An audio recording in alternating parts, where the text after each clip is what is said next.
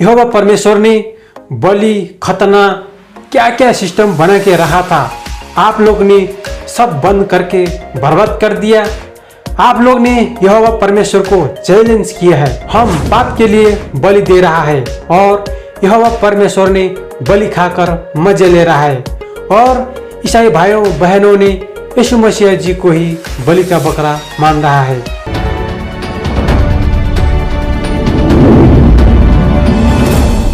सत साहेब सतगुरुदेव की जय, बंदी छोड़ कबीर साहिब की जय, बंदी छोड़ सतगुरु रामपाल जी महाराज की जय। सत साहेब। नमस्कार दोस्तों, मैं हूं आपका मित्र थापा थलदास। आप देख रहे हो द कबीर फाइनल नॉलेज। दोस्तों, आज का विषय बहुत ही गहरा और सोचने पर मजबूर करने वाला है। आज हम बाइबल के अंदर लिखे हुए कुछ ऐसे आयत देखने वाला है जिसको पढ़कर बहुत सारे प्रश्न खड़े होते हैं। लेकिन दोस्तों, इस वीडियो का उद्देश्य किसी धर्म, समुदाय या आस्था का अपमान करना नहीं है। हम केवल धर्म ग्रंथों के अध्ययन, आध्यात्मिक चिंतन और सत्य की खोज के उद्देश्य से चर्चा कर रहे हैं। मेरा उद्देश्य आपको उस गुप्त रहस्यमयी शक्ति से अवगत कराना है, आप सभी का जान बचाना है। मैं सभी धर्मों और महापुरुषों का दिल से सम्मान करते हैं। उस भूमि में हमारे पूर्वज का साथ जो भी बुरा घटना हुआ, उन लोग का कोई दोष नहीं है। अदृश्य शक्ति प्रमुख कारण है। ऐसा घटना को देखकर मेरा दिल टूटता है, मुझे डर लगता है। ईसाई दोस्त लोग ये किताब परमेश्वर का वचन है बोलकर दिल में रखते हैं। समझाना, अलग करना मेरा प्रयास है। चेला अपने गुरु से बड़ा नहीं। दोस्तों, ये शब्द बाइबल मत्ती 10:24 का है।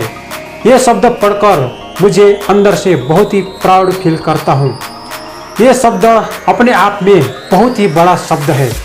अगर चेला ही गुरु को ज्ञान देने लगे, अगर चेला ही गुरु के नियम बदलने लगे, तो फिर गुरु बड़ा हुआ या चेला?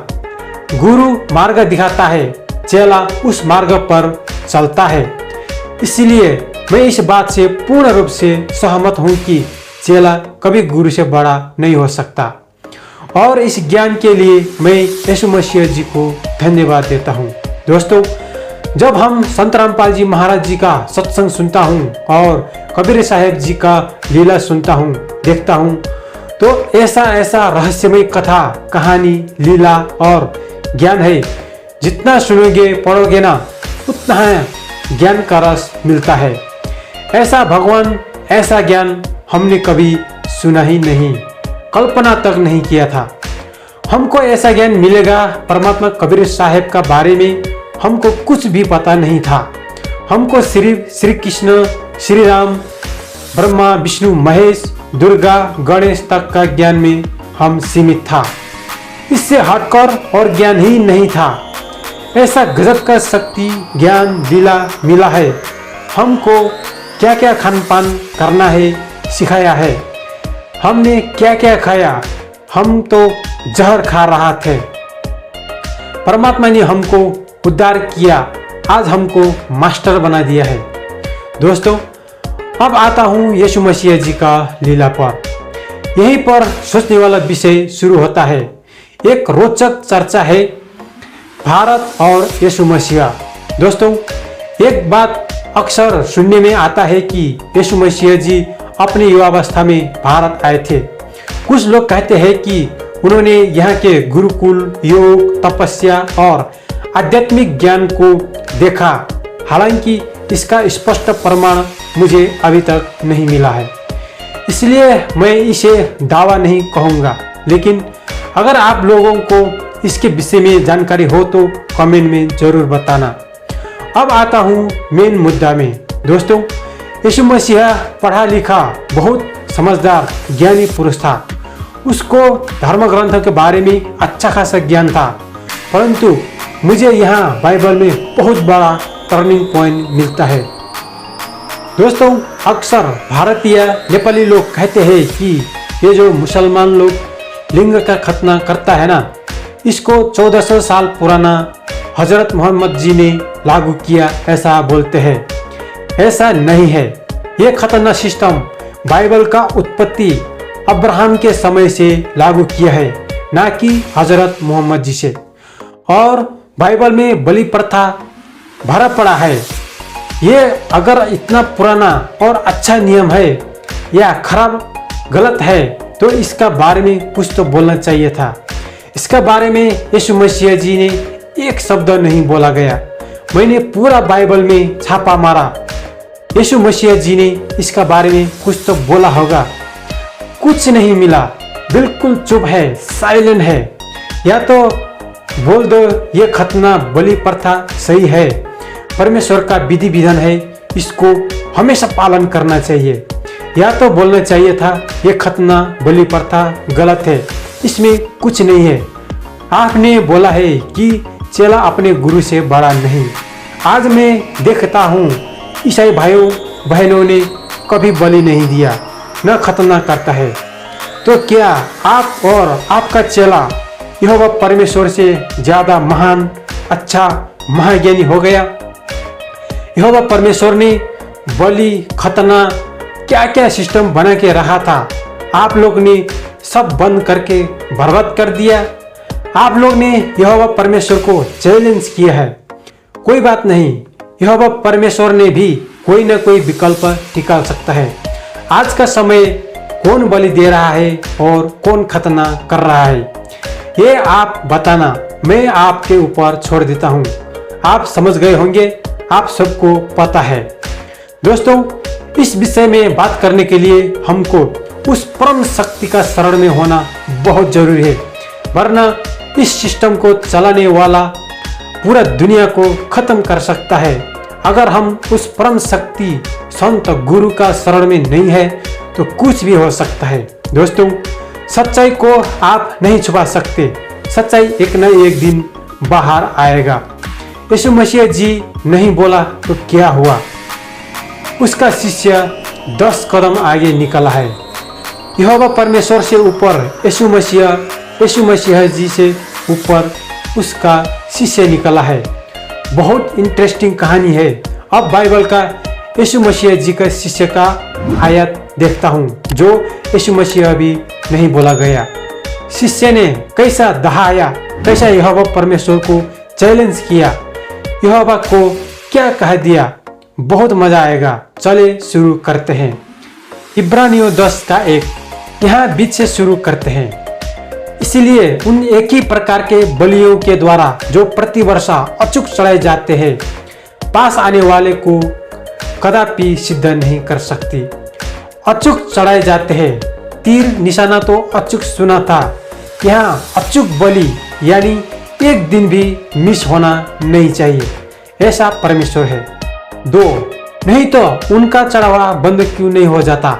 इसलिए कि जब सेवा करने वाला एक ही बार शुद्ध हो जाते तो फिर उनका विवेक उन्हें पापी न ठहराता। 3, परंतु उनके द्वारा प्रति वर्ष पापों का स्मरण हुआ करता है। 4, क्योंकि अनहोना है कि बैलों और बकरों का लहू से पाप को दूर करना असंभव है। नेपाली में ऐसा लिखा है दोस्तों, करें। इसी कारण वह जगत में आते समय कहता है कि बलिदान और भेंट तूने न चाही, पर मेरे लिए एक देह तैयार किया। 6, होम बलियों और पाप बलियों से तू प्रसन्न नहीं हुआ। दोस्तों, यहाँ यहोवा परमेश्वर और पाप बलियों का बात तो है, अच्छा बुरा मानना या ना मानना बात नहीं हुई है। ये व्यक्तिगत बात है। अगर होम बलियों और पाप बलियों पुराने करार में हजारों लाखों जानवर बलि दिया है, क्या वह झूठे हैं? 7, तब मैंने कहा, देख मैं आ गया हूँ, पवित्र शास्त्र में मेरे विषय में लिखा हुआ है, ताकि हे परमेश्वर तेरी इच्छा पूरी करूं। 8, ऊपर तो वह कहता है कि न तूने बलिदान और भेंट और होम बलियों और पाप बलियों को चाहा और न उनसे प्रसन्न हुआ। यद्यपि ये बलिदान तो व्यवस्था के अनुसार चढ़ाए जाते हैं।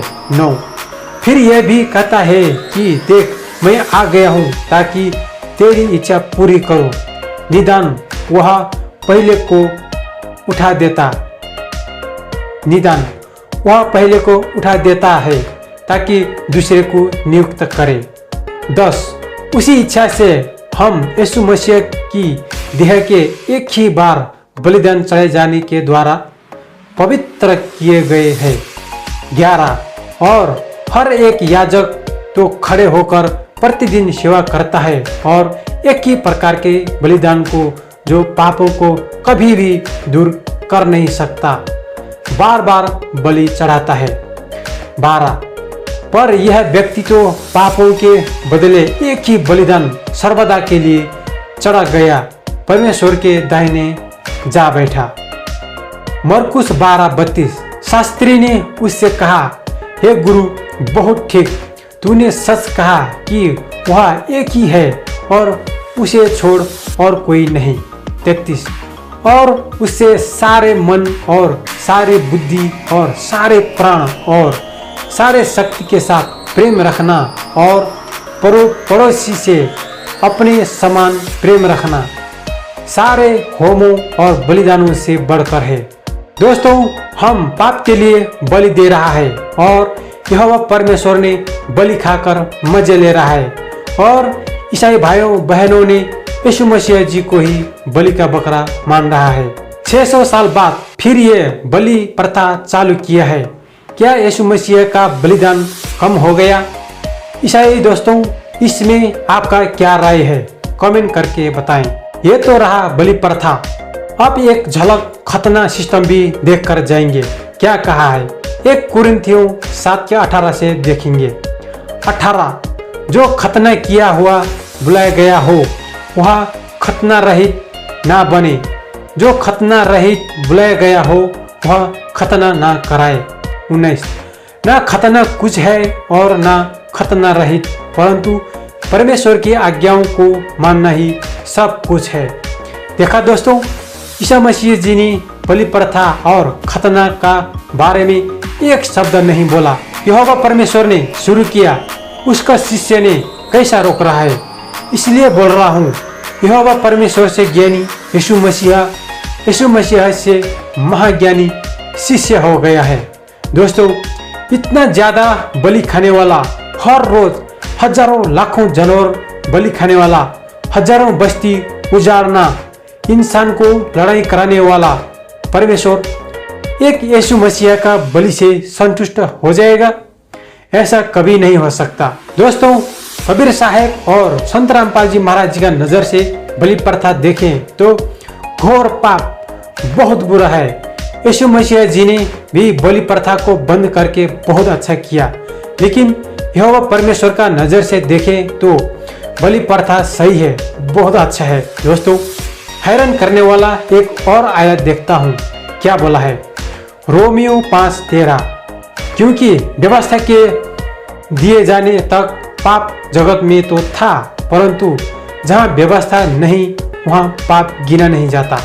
14 तो भी आदम से लेकर मूसा तक मृत्यु ने उन लोगों पर भी राज किया जिन्होंने उस आदम के अपराध की नाई जो उस आने वाले का चिन्ह है पाप न किया। दोस्तों, मैंने नेपाली में नोट करके ये आयत लिया है।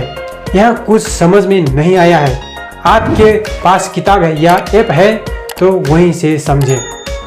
देखा दोस्तों, कैसा यीशु मसीह का शिष्य ने यहोवा परमेश्वर को मृत्यु काल बोल दिया है।